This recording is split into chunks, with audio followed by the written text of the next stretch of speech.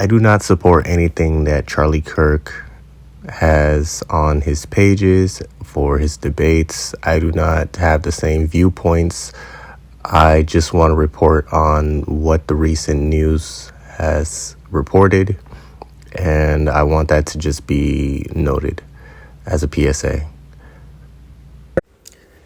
It's a sad day.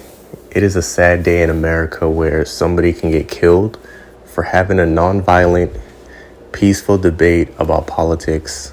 Whether he is right, whether he's wrong, whether he's far left or far right. A man being shot on his kiosk, his podium, on a campus on top of that, a college campus, is insane. And that's why I refuse to get too much into politics. I'm only human, so judge me if you like. But I refuse to get too much into politics because usually there's always the opposing side of whichever side you're choosing that ignores all the negative truths that are a part of the side that they usually support, no matter which side. A perfect example of this is even like Donald Trump and what's been happening with some of these comedian podcasts lately. A lot of comedians have podcasts and they would just usually talk about anything, regular talk, but they would talk in layman's term and try and put some jokes, a couple spins on there and make things an enjoyable conversation. Now, as of lately, you can see a lot of channels mentioning it. Some of these podcasts are now being used as a political landscape, a political platform for people to understand politics, even to a more simpler level. I don't fully have a problem with that. But then I noticed that as of recently, we've had an issue where, let me talk about, for an example, Andrew Schultz. Now, it is a cold day in hell because I never thought I'd be someone to defend Andrew Schultz. But I noticed that some of these podcasts, like Joe Rogan's podcast, Andrew Schultz, they had certain political figures on there. They tried to have people to talk about these campaigns or what they're aiming to do, their viewpoints and such forth, and which came ultimately down to them supporting Donald Trump, endorsing Donald Trump, and there's videos on it. And then now that Trump is in office, from all the things he was stating during his campaign that he was, stating to do, I'm sure, again, like every political figure does, they do a certain amount of what they say they will. But then there's a lot of actions, laws, and things that they start to implement that goes against what they were campaigning for.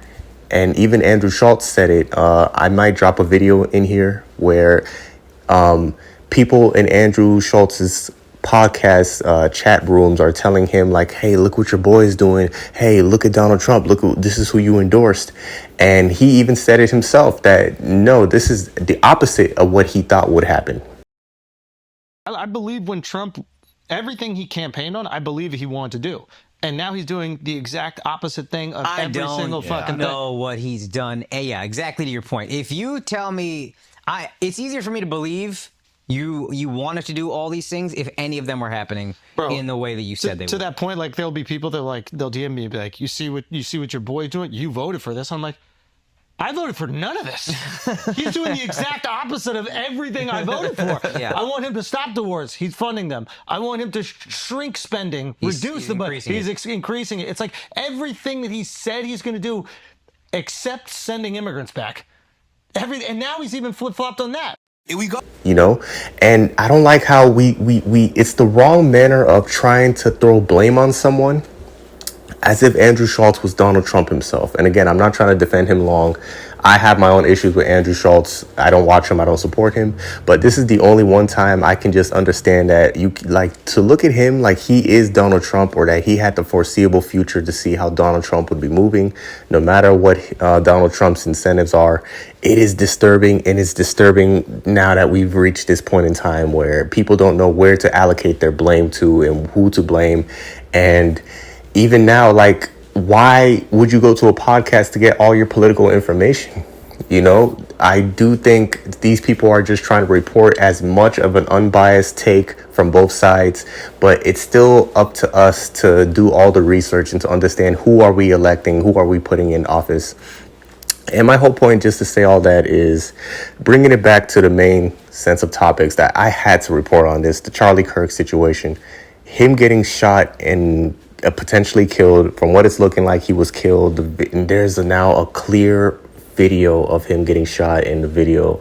I will have to blur this if I need to, blur my language, because I'm just speaking with emotions.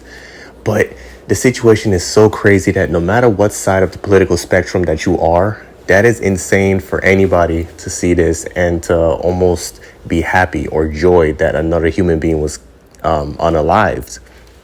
So this has just got me in a crazy spiral.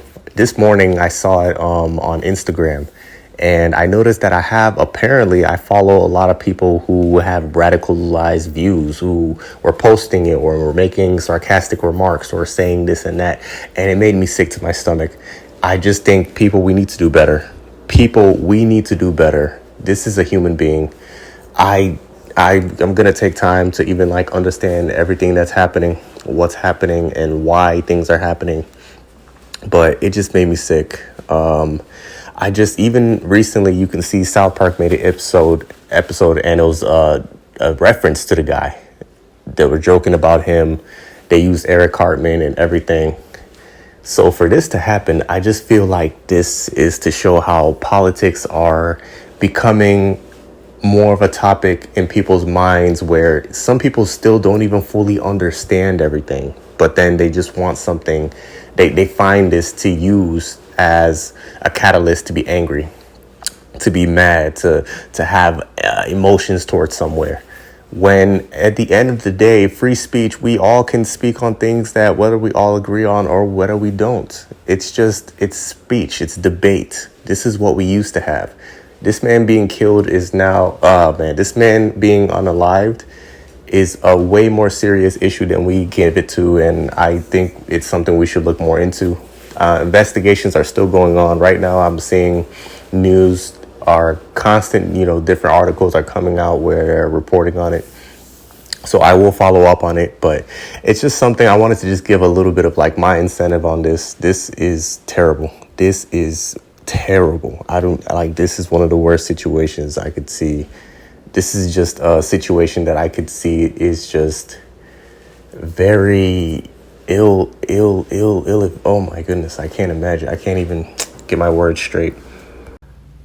Yet, I also think that these topics can be addressed without going to either extreme viewpoints of praising someone's death or praising somebody being unalived.